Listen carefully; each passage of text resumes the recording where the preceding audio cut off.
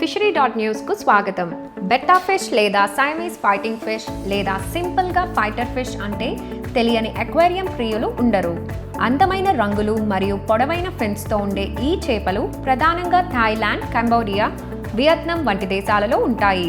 ఇవి నీటిలో తేలియాడే చేపలు, ముఖ్యంగా పారుతున్న నీళ్ళల్లో నివసిస్తాయి. బెట్టాలో మగ చేపలు ఆడ చేపలతో పోలిస్తే పెద్ద ఫిన్స్తో చాలా ఆకర్షణీయంగా ఉంటాయి. బెట్టా చేపలు పెంచడం సులభం, ఎందుకంటే వాటికి ప్రత్యేకమైన సంరక్షణ అవసరం లేదు. ఫైటర్ ఫిష్లు చాలా అగ్రెసివ్గా ఉంటాయి, అందువలన వీటిని ఇతర చేపలతో కలిపి పెంచరు.